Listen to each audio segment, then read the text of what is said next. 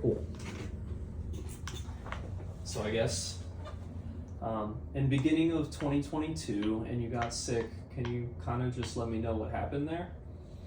Yeah. So basically, for those who don't know, I know about that. You can look at that. Yeah. At the beginning of 2022, I caught COVID. I was living with my girlfriend at the time, and COVID to me felt like a flu for one day. After that, it just felt like a cold. From there, everything seemed fine for a couple of weeks, and then all of a sudden, I just felt very sick. And I was still going to work, but I would spend every day at work, I'd go out back, throw up a couple times before lunch, throw up a couple times after lunch, still kept working, tried not to focus on it. And eventually, my boss noticed and said, "You're not keeping up with production right now." And I knew something was wrong, but I didn't want to focus in on it.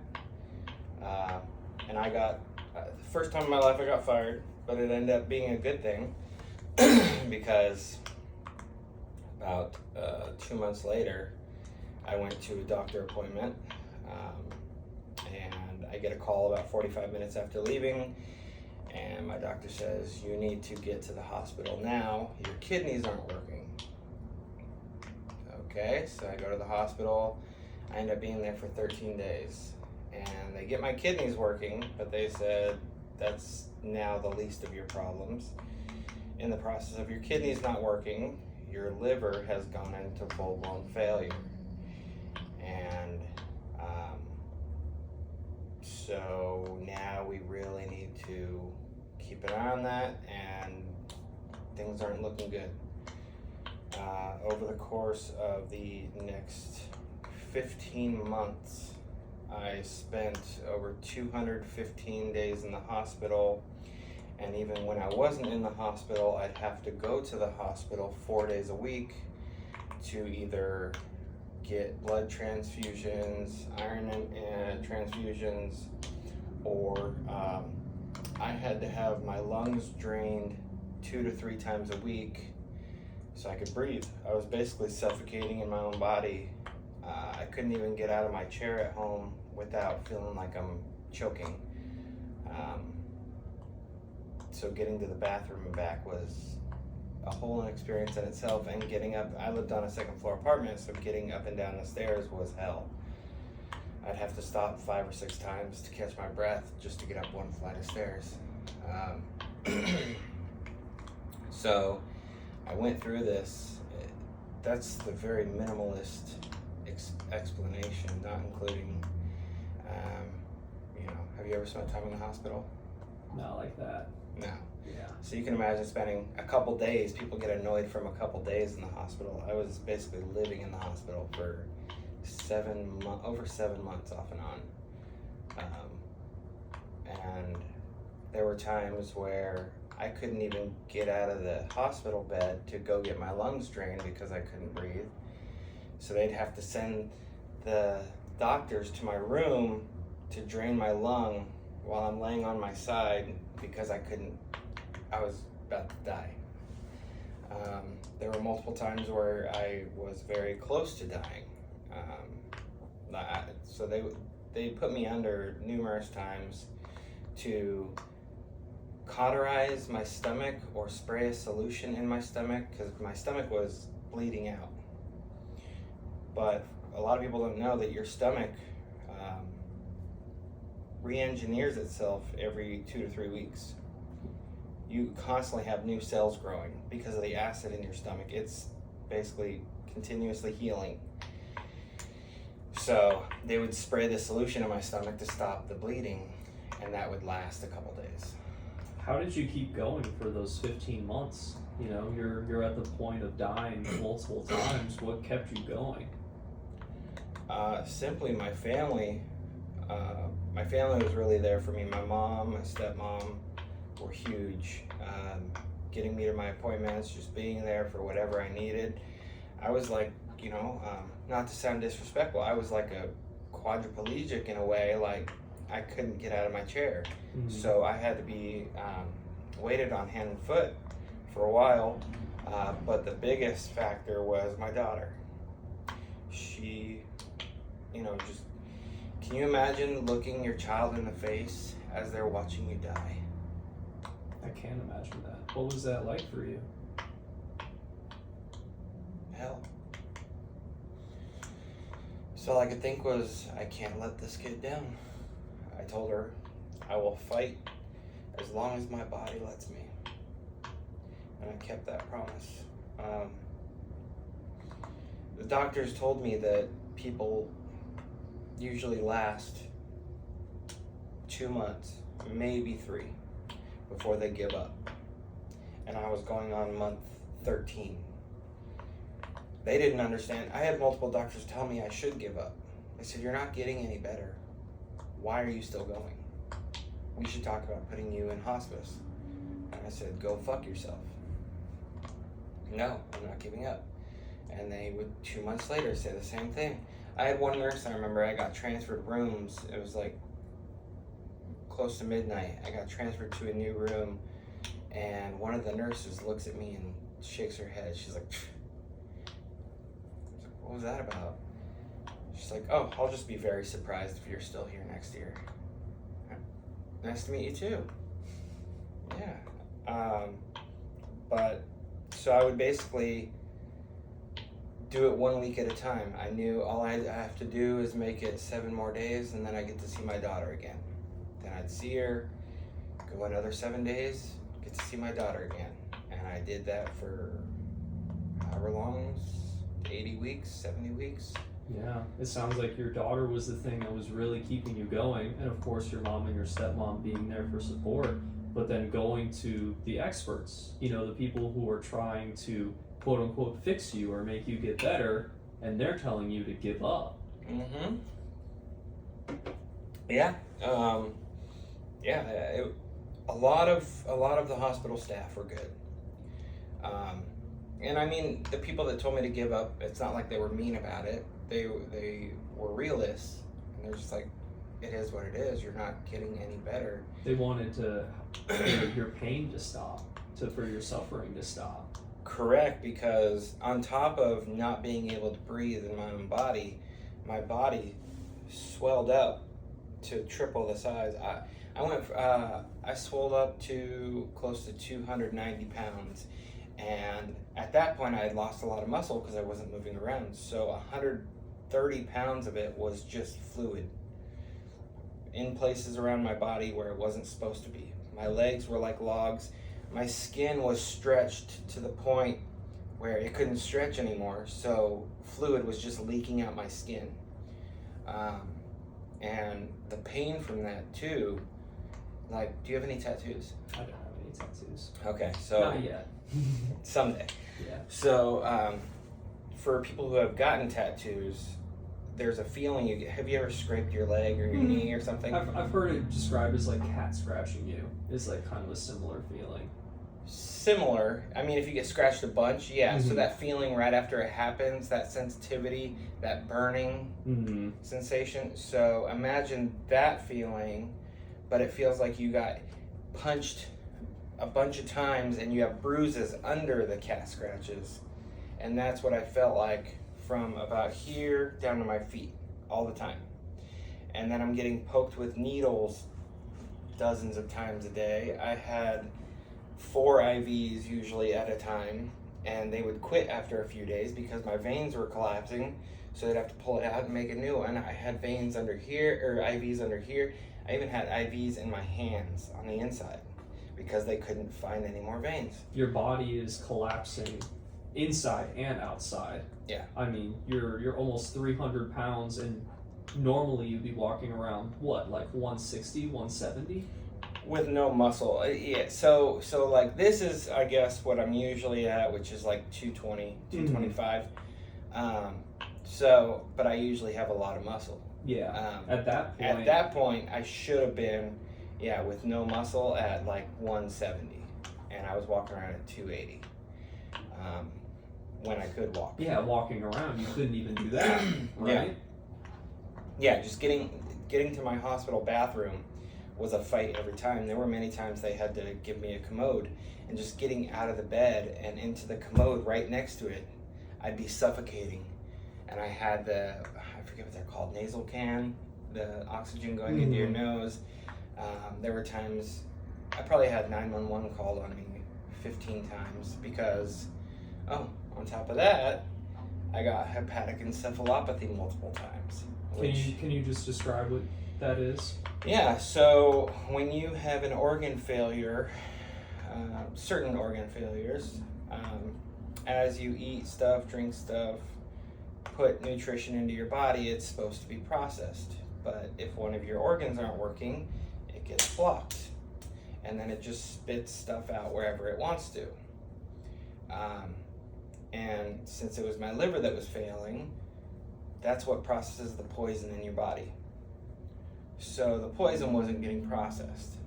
And instead it would make its way around my body and up into my brain. So my brain was getting poisoned to the point where I would wake up, I didn't know who I was, where I was, what year it was. I went into a default setting, you could say. My mom would wake me up, start asking me questions, and I wasn't there. I would just repeat, I'm fine, I'm fine. And she would know that's when, Jesse, you need to get up, I'm fine. We need to go to the hospital, I'm fine. It was like an auto response. Yeah, auto response. So that's when she would call 911. They would come in, they would grab me. I would tell them I'm fine. And they'd say, no, you're not, and grab me anyway. There was multiple times of that. And I remember one time I saw one of my nurses, and she came in and she saw that it was me laying in the bed, and she got standoffish. And I was like, hi. And I started talking to her, and she's like, you are way nicer than last time. And I was like, what are you talking about? And she goes, I was here a few days ago, and you were a fighter. And I was like, I don't know what you're talking about. You had no memory of this happening. Correct. And she goes, it took 6 of us because you had to go to the bathroom, and we were trying to bring you a bedpan, and you said, no, I'm going in the bathroom. And you refused for 3 hours, and it took 6 people to carry you to the bathroom because you absolutely refused the bedpan. I was like, oh, I'm sorry. She's like, you're a totally different person now. I was like, that's not me. Yeah, that was you just operating on your basic instincts. Yeah. Yeah, I know bathroom there. Mm-hmm. Yeah. Wow. But yeah, there were multiple times where I almost didn't come back. They put me under one time to coat my stomach, and they put you under anesthesia. And then after anesthesia, you're supposed to wake up half hour to an hour after they stop it. We were going on 6 hours, and I'm not waking up. And I finally get to the point where I'm starting to move, but I'm still not there yet. And the doctors and nurses were getting worried and frustrated because it's been 6 hours. Finally, this one nurse goes, you know what, I'm gonna wash his hair. And she grabbed this cap, I didn't know they have. They put on your head kind of like a beanie, and it has the shampoo and the water in it. And she just started shaking the hell out of my head. And my head's moving all over the place. I'm like, okay, I'm awake. That snapped you out of That it? snapped me out of it, but yeah, Wow. it was close. Yeah. So you're, for 13 months, your body's failing you inside and out. The doctors and nurses are doing what they can, and it sounds like just to try to keep you stable. And even just keeping you stable sounds like a huge effort on their parts. You have doctors recommending you go into hospice, and yet you're sitting in front of us today. How did we get from there to here? Yeah, so that's the crazy part.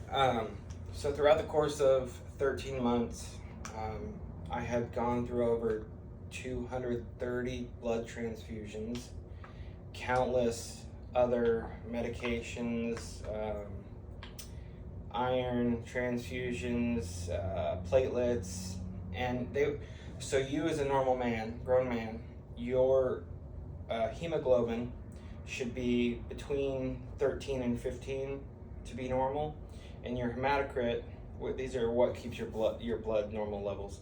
Your hematocrit should be between 36 and 44. They were giving me 2 units of blood a day to keep my hemoglobin above 6 and my hematocrit above 20. So that's less than half of what it should be, even though I'm getting 2 units of blood a day. The blood's in my body, it's just not where it's supposed to be, or it's just coming right out after they put it in. Got to the point where I got this new doctor.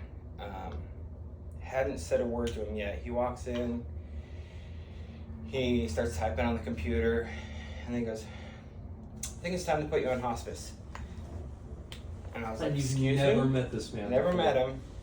And he was determined to put me on hospice. And he's like, I had a meeting with the hospital.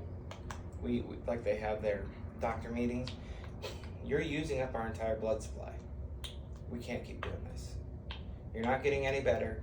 The medications aren't working anymore. You're getting worse. You're barely making it. And so I think it's time to call it. At that point, I knew it was it. And so I called my ex-wife, told her please bring my daughter in.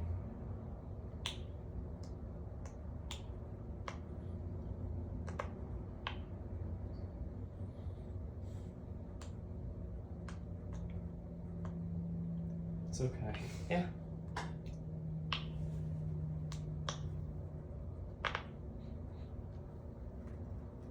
You can let it out. Please bring Avery in so I can say goodbye.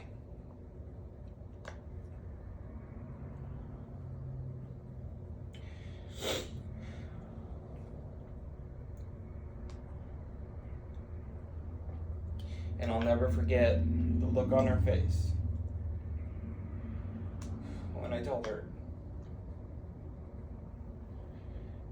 I'm sorry, but your dad's gonna be gone very soon.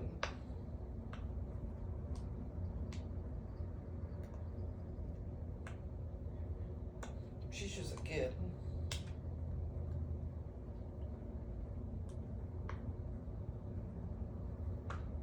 She shouldn't have to see her dad go through this.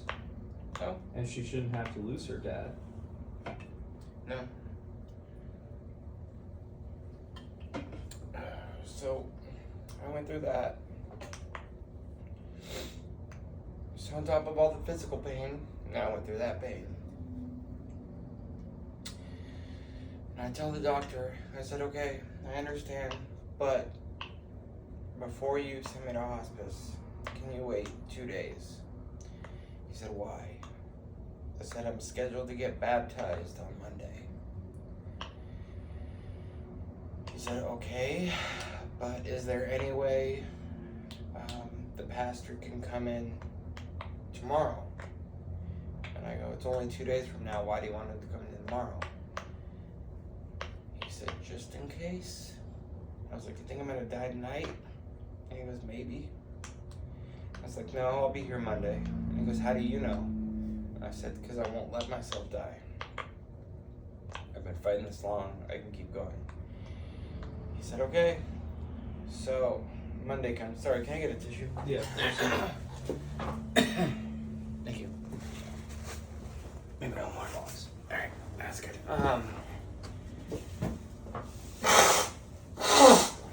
So, Monday comes by. I make it till Monday. Pastor comes in. And I get baptized. I've waited my entire life to get baptized. I always felt like I wasn't a good enough Christian, so I didn't deserve to. Found out now that's not the case. Just all you're doing is recognizing that you love God and you believe Jesus died for your sins, and you're trying. You're human. You're gonna make mistakes. Yeah, we're all sinners, Mm-hmm. right?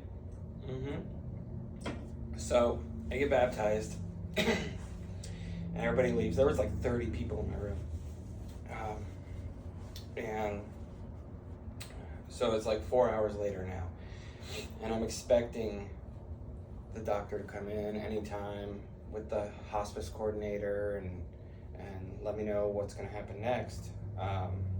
When the doctor comes in, he has a confused look on his face. He says, "So, change of plans. You're not being put on hospice."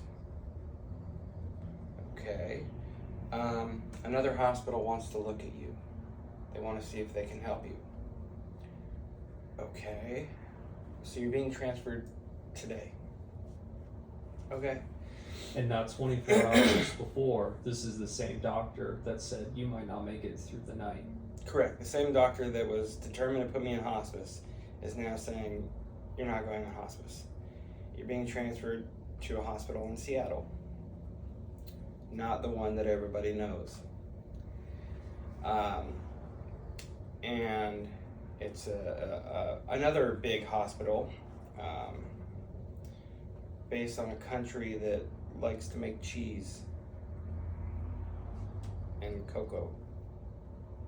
Right? Swedish Edmonds? Is that what Yeah. you're talking about? Yeah. Swedish First Hill. Okay. Yeah. So they had just started a liver transplant program like the year before. So they were new to the game.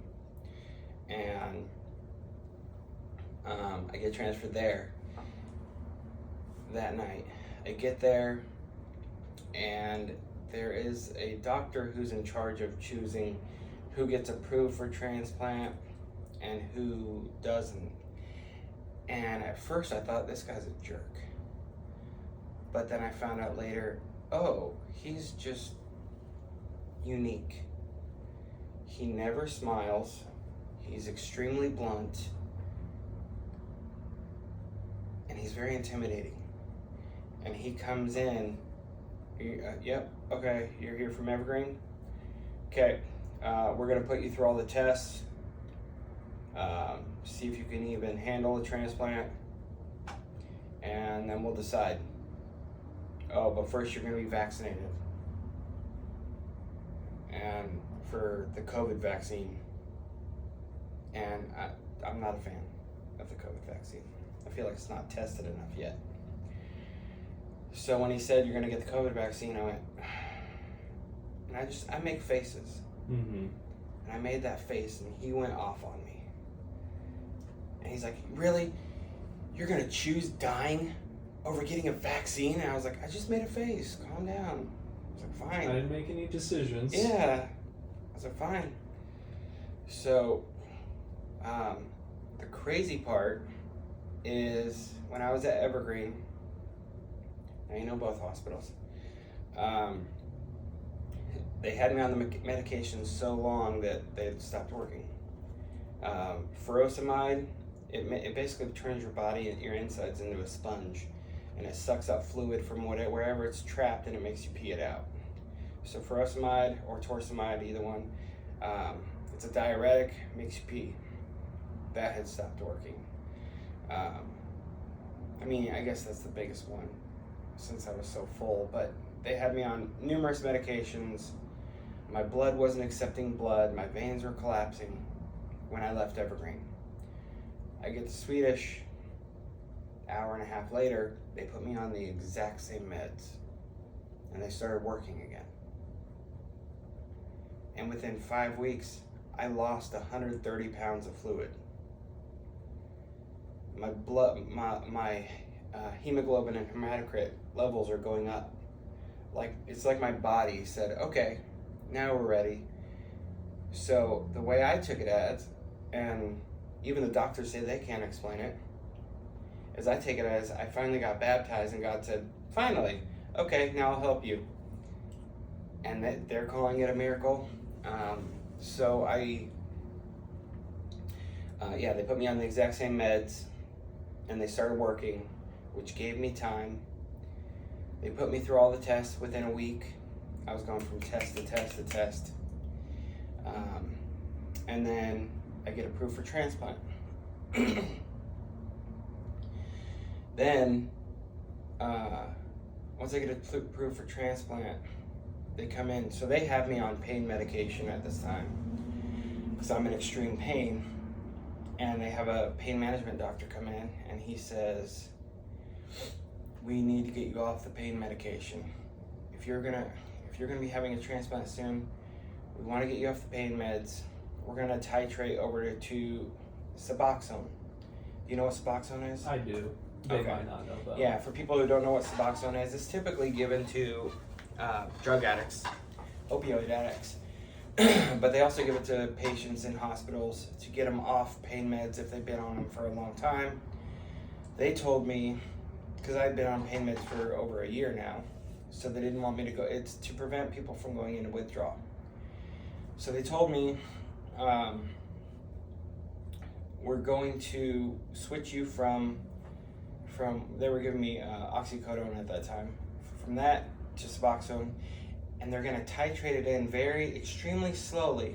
And I said, you can't take them at the same time, you'll go into withdrawal. It'll send you into, what do you call it, a pre-withdrawal or something, I forget. And they said, no, that's false. So what we're going to do is we're going to microdose you. We're going to start at 0.025 milligrams, and we're going to keep you on the pain meds. And then the next day we're going to go 0.05, and then we're just going to keep building up, and we're going to cross it over like that. And you won't go into withdrawal, and we'll be able to put you on Suboxone. I went into withdrawal. So whoever said that was wrong. But either way, they did get me switched over to Suboxone. It was very painful. One day I couldn't hold my phone because I was shaking so much. But so now I'm on Suboxone, and it's been 5 weeks at Swedish, and they say, okay, you are now stable enough to go home, which I never thought I would get to go home again. I thought I was gonna die in that hospital last month. And they said, but keep your phone on you. If we are able to find a liver in time, we will call you. Everybody knows that takes months, years, if in time at all. If ever. Yeah, if ever. I get home and I get a call 4 days later. Get in here, we have a liver. Oh, already? Okay. So head to the hospital, and by 10 a.m. the next morning, I'm in surgery. I think they went through 35 units of blood, and it was a 6-hour surgery, and I was out for a day and a half after. So here's the part I think is funny but brutal. I think God said, I'm gonna help you, you're gonna live, but you're gonna feel it. Because they didn't expect me to get a liver so fast. And now I'm on Suboxone. I did ask the guy before he put me on Suboxone, what if I get a liver? I won't be able to get pain meds and I'm after the surgery, and I'm gonna need them after they cut me in half. And he goes, oh, don't worry. Suboxone, there's no limit of how much we can give you, and it's also a pain medication. So if we need to quadruple or sextuple or whatever the dose to take care of your pain, we can. And I believed him. So I woke up from the surgery, and it's the biggest transplant surgery a human can get. They cut me from here to here, all the way across, and then up, and opened me up like a fish. It was 64 staples to close me. I woke up for about the first hour. I didn't feel anything. And then the pain kicked in of them cutting through my muscles, cutting through my nerves, opening me up, pushing my organs aside, cutting my biggest organ, or one of my biggest organs out, sewing a new one in, and then stapling me shut. I felt every bit of it. And I want meds. And they tried. They gave me oxycodone. They gave me Dilaudid, morphine. They even gave me fentanyl. They even tried ketamine for some reason. just anything. Yeah, They're I think throwing ketamine's a everything. tranquilizer to They're knock throwing me out. everything in the kitchen sink at you just to make the pain stop. Exactly. But Suboxone, what it does is it blocks any opioid from working, any pain med from working. So it's just, get out of here. So I felt every bit of the largest transplant surgery you can get. It was 2 months of hell, and I just had to power through it. I was in the hospital for 9 days, and they wanted to keep me longer because of how much pain I was in. And at this point, I'm at 14 days in the hospital. I'm like, no, I don't want to be in a hospital anymore. I said, well, you're still in too much pain. I'm like, yeah, and there's nothing you can do about it. So I can either lay in this hospital bed in pain, or I can go sit in my chair at home in pain. And I'm like, yeah, good point. So they let me go home. And just slowly after months, the pain faded. And now I'm dealing with the PTS of it all. Now that the fight is over, now it's the looking back at what I fought through. And that's how I got here. You went from being told, this is it, you're going on hospice, and having to look your daughter in the eye and tell her that Dad might not be here, Dad won't be here next week. And then flash forward 6 months, 8 months, you're being discharged from the hospital with a new liver. Yeah, it was only 2 months later I was being discharged. 2 months later. Mm-hmm. What do you do with that? Right? You're in the place where you're coming to terms. You've accepted it. You said your goodbyes. You become baptized. You're ready to move on, but now you're still here. Yeah. That's why I'm in therapy, because another thing that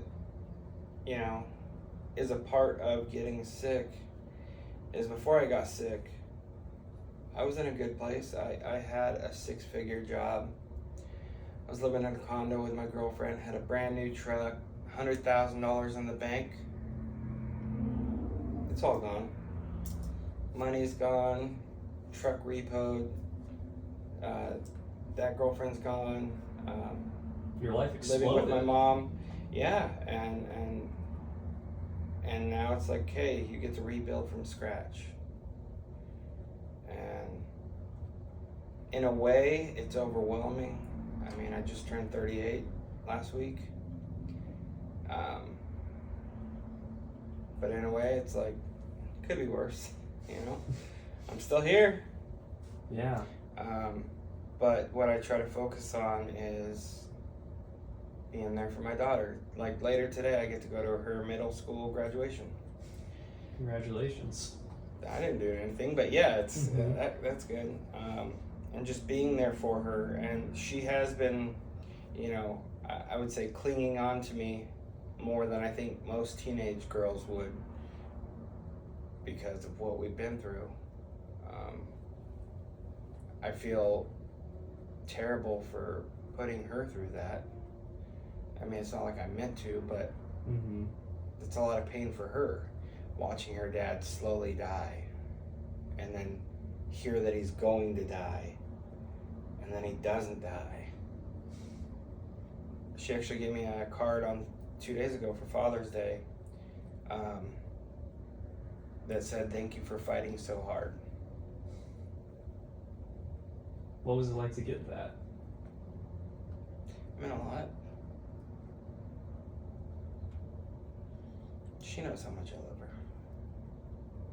And she knows how hard you fought. Yeah. For her. Yeah. For you guys. Yep. Yeah, it got to the point when I was in the hospital so long, my stepmom bought me a TV for my hospital room so that I could bring my video game systems in. And so they brought me in a cart with my TV on it, and I had my Nintendo Switch, and the nurses would come in and play games with me. They knew me because I'd been there for months, so they'd come in and play games with me, and And then whenever I got transferred rooms, they just wheel my cart to the new room. I got moved rooms so many times. And you also lose all your dignity in hospitals. Because every time you get transferred rooms, they have to check you for sores. So you basically have to get naked in front of nurses. You can't get out of bed to go to the bathroom, so you have to use bedpans, and then somebody has to wipe your ass. It's dehumanizing. Yeah. And to live like that for as long as you did, to feel like you like lost your dignity. Yeah. Yep. But I can see why people give up. Given a lot of people that get liver failure are older than I am. Some aren't. I mean, I wish that doctors explained more thoroughly what led to liver failure. I remember when I was 20, I was still in better shape than I am now. I think I still had a six-pack at that point. No, I was 23 and I was getting chubby. I went for normal yearly checkup and got blood work done, and doctor told me you have fatty liver. I was like, what does that mean? My liver's fat? And he goes, yeah, you have fat on your liver. I was like, okay. And then he moved on. He didn't tell me fatty liver can lead to liver failure. Everybody knows drinking can lead to liver failure. Mm-hmm. But just eating like crap can lead to liver failure. Taking too much Tylenol can lead to liver failure, which I used to take a lot of Tylenol. Because, I forgot to tell you this. So back in 2020 was the first time I went to the hospital. I forgot about this. I remember I was living with my buddy Pete, and there was one day I just wasn't feeling well. So I went to lay down, and before I knew it, 3 days had gone by. And I'm telling you what I've been told from other people because I was out. But my mom told me after the fact that she felt like God spoke with her that morning. And she got this overwhelming feeling that I need to get to Jesse today. She said she felt that she felt like God told her, if you don't get to your son today, he's gonna die. So I'm out. I thought I had the flu or something. 3 days have gone by. I wake up and, I hear pounding on my window. I used to live on the bottom floor, and I had my window open. It was summertime, and my mom is just pounding on my window and yelling my name. And finally, she said she had been doing that for a half hour, and I wasn't moving. And finally, after about a half hour, I flinched. And she went running around the side of the house, started pounding on the front door. My buddy's son let her in, and he had to knock my door down because my door was locked. And I had hepatic encephalopathy. My brain was poisoned. That was the first time I was poisoned. And I think I spent 11 days in the hospital at that time. But when they checked me, they said there's no alcohol in the system, there's no drugs in the system, but we are seeing signs of liver failure. So I did have beginning stages of liver failure before I got COVID. But they said his MELD score is high, but he can lower it. And the MELD score is what they judge how bad your liver's doing. And they checked, so they said, lose weight, don't drink. What you would expect. Cut down salt, yeah. And I did, and I lost like 50 pounds over the course of that year. And I went back the next year, and they checked my MELD score, and I was down to a 13, which normal is between 8 and 10. So they're like, you're almost back to normal. Mm-hmm. And I was like that until I got COVID. But they said when I got to the hospital, they said, your liver has so much damage, because I did tell them there was a year and a half that I drank very heavy. During the end of my marriage, I was drinking, I told them, more than a half gallon of hard liquor every other day. And they said, even so, that short time frame of drinking that heavy would not cause what we see. So they said I had NALD, non-alcoholic liver disease. But then I found out you can also get liver failure from taking too many NSAIDs, ibuprofen, Advil, Aleve, things people take for minor pain. All the time. Tylenol. And then eating unhealthy, stuff like that. All those can lead to liver failure. I also heard that with COVID, a lot of people who were having organ issues, it sent their organs that were, treading, it sent them tanking. Yeah. So they think that's what's happened to me. They think that's why it took the final dive. It sounds like you were probably genetically predisposed, right? Like you said, at 23, you had that, I can't say the word, encephalopathy, right? Yeah. And they noted like, okay, there is something going on here. So it sounds like you were really just genetically predisposed to having this kind of fatty liver, Yeah. unbeknownst to you, and you did what they told you to do to take care of yourself, and then you caught COVID, and it just rocked your body and sent your liver back to a place it was never able to come back from. Correct. Yeah. By the time they told me in 2022, my MELD score, they said they started talking transplants at 28, and I was at 37 when they checked me when I got to the hospital. And it would fluctuate between like 26 and 37 the whole time I was in the hospital, but they're like, no, your liver's done. Mm-hmm. They even talked about putting a stent in my liver. Another thing they put you on, which is hell, they put you on this stuff called lactulose, when your liver is not working, the goal is to get the poison out of your body. That's what the liver does. Yeah. Right? And if it's not working, a lot of poison is in your poop. So they want you going number 2, minimum 4 times a day, usually 5-6 times a day. They want, as soon as the food goes in, they want it coming out. They want you, yeah. So they give you this stuff called lactulose, which does that. And they say, if you're not pooping 5 times a day, take more. And so when I can't breathe, I had an oxygen machine behind my chair. So I had the nasal cannon, and just getting from my chair to the bathroom was impossible. Yeah, near impossible. By the time I sat down on the toilet, I'm multiple times for like a good 30 seconds. I'm overheating. And then I have to do the same thing to get back to my chair. And I had to do that 5-6 times a day. So that's another medication they put you on. But what was I talking about before? We're just kind of going through the whole experience. I mean,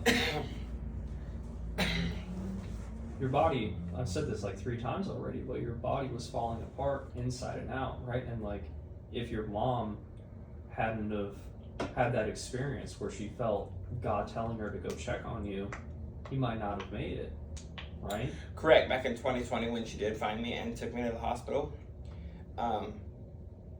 she said multiple doctors told her that had she not got me to the hospital that morning, I would have been in a coma by that night. So, yeah, pretty crazy. And then you go through your 13-month ordeal, and it, most would make it 2-3 months, but you are a fighter, and you wanted to be there for your daughter, so you pushed until you couldn't push anymore. Yeah. Until the day came when the doctor came and said it, and he wasn't accepting no for an answer this time. Correct. He was telling you were going on hospice, and even the way that you said it, it sounded like that time, for some reason, it really landed with you. I was so tired. I was exhausted. I was tired of being poked and prodded. I was tired of... Have you ever seen the movie The Elephant Man? No. Okay, well, there's this movie, The Elephant Man.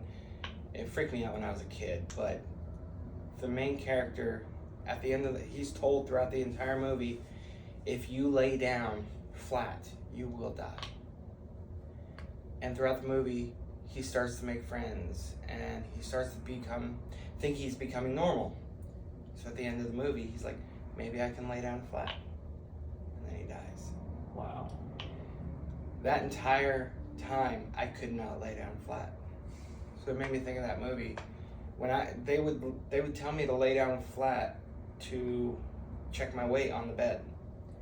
But as soon as I would lay down almost flat, the fluid in my lungs would make my lungs stick, and I couldn't breathe. And they'd have to check my weight, and then the nurse would grab my arm and yank me up. And like, You couldn't even lay down. No, I slept at a vertical. For months and months and months, and you couldn't even walk to the bathroom. Nurses are checking on you. I mean, when they do their shift change and when they do their rounds, they're checking on you, every 30 minutes, coming into your room. It's Yeah, a lot. you don't get sleep in the hospital. Yeah. You sleep when you can. They come in every 2 hours, and then they have to check your temperature, check your blood pressure. So you're having to move around and do stuff every 2 hours. Even if you're in pain. in dead sleep, you have to Yeah. wake up. And It's like you're not only a prisoner in your own body, you're like a prisoner in this environment that is supposed to be there to help you, but if you really think about it, your experience was more invasive than even someone being in solitary confinement, because at least they don't have to deal with people sticking them with needles and draining fluids and putting this in there and switching all of your medications. Like, yeah, it's a very intense environment. Like I said, most of the nurses were great. they I did got what they to could. know. They did what they could. Some of them were brutal, but there were a couple nurses there that went above and beyond. Like, I remember I was supposed to get put under the next morning, but they said my blood levels were too low that they couldn't put me under, or I could die. So two nurses stayed in my room all night. I had to sit on a commode for 8 hours, and they had me hooked up to machines. They're pumping blood in me. So, they hang the blood, and then over time, it goes in you. They have these other devices that they slide around the bag of blood, and then they plug that in, and it just squeezes the blood in. So it's just shooting it in me. So they did like 6 units of blood and 8 units of platelets in like 6 hours, just pumping me full, and I'm just having to sit on a commode.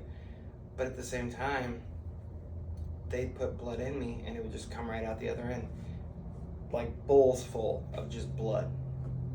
And it was intense. But she stayed with me like 9 hours. Her whole shift, she was by my side. And they got my hemoglobin up to like 6.5, and they're like, we'll put them under, but this is risky. And then finally, I remember one night they moved me to the ER, and they put you on this thing called NPO, which means no fluids, no food. You're just cut off from any intake of anything. And it would piss me off every time, because they wanted to put me under to cauterize my stomach again. But at that point, it was right before I got transferred to hospitals. At that point, I was in the ER. Like, they moved me from a normal hospital room, which means you're really sick, to the intensive care unit, meaning like this person could die. So I was in there now, and they were gonna put me under. Talk about an intense environment. Oh yeah. Oh, when I got there was a lady screaming bloody murder. There was a guy in the room next to me that every 15 seconds it's like he had a metronome or something. Every 15 seconds, help! Help! He did that all fucking night. It was driving me nuts. But they had me on NPO because they were going to put me under to cauterize my stomach again. And so I'm annoyed. And then the doctor comes in, the one that's supposed to put me under. And before he even came in, they explained to me that, we're going to cauterize your stomach to stop the bleeding, but it's only going to last a couple days. And so I had already made the decision that no, you're not putting me under. There's no point. If I'm that sick, I could die from this procedure, and you're gonna put me under to stop bleeding for a few days? No. And then what then? So then the doctor comes in the next morning. I'm annoyed because I haven't had anything to eat or drink for like 9 hours, and your mouth gets super dry. And he goes, so I wanted to discuss with you before we put you under. There's a 50-50 chance you're not gonna wake up. And I was like, no. He's like, that's what I thought. And then he walks out. And I was like, can I eat now? And he's like, yep. And I was like, finally. But it got to the point where like I was showing nurses how to enter something in the system because I'm sitting there watching them so much because they were going through a system change at the time. And I'm like, no, you got to do this, this, and this. And they're like, oh, thank you. And at this point, like I have pictures. My arms were bruised from my fingertips up to here, just purple from so many IV pokes. And, nurses, there was one time trying to put an IV in me, their expert, who's really good, using a machine. I know what you're talking about. I don't know the name of it though. I should, it's on the tip of my tongue, to see what he's doing. It took him 12 tries to get a new IV in me because my veins were so collapsed. So my arms are just covered in bruises, and that's when they, went in my hands, and then I'm trying to move around, and it's yanking, and yeah, it's just, there's nothing fun about a hospital. No, I mean, it sounds like you walked through literal hell for over a year of your life. Yeah, if I did not have my daughter, I would have given up a long time ago. And then sitting here now, still processing the experience that you've been through, and God has given you a second chance at life. Yeah. What do you want to do with that second chance, Jesse? I want to try to help people not go what I went through. So, that's part of the reason I'm making this video, is to warn people of what they can expect if they get to the point of liver failure. Whether it's from, I have a family member who he knows of other people who have got addicted to pain meds, and he does hardwood floors. So he's in a lot of pain. That's backbreaking. That's ruins your knees. Yeah. He would pop 6 Tylenol at a time instead of taking a pain med because he didn't want to get addicted to pain meds. I didn't think that was a bad thing. Now I do.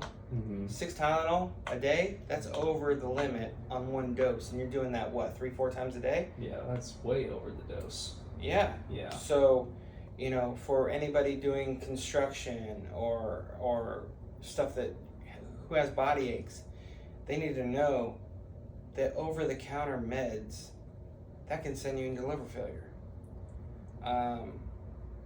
That eating out too much, that can send you into liver failure. There's a lot of different ways that you can go into liver failure, and obviously alcohol.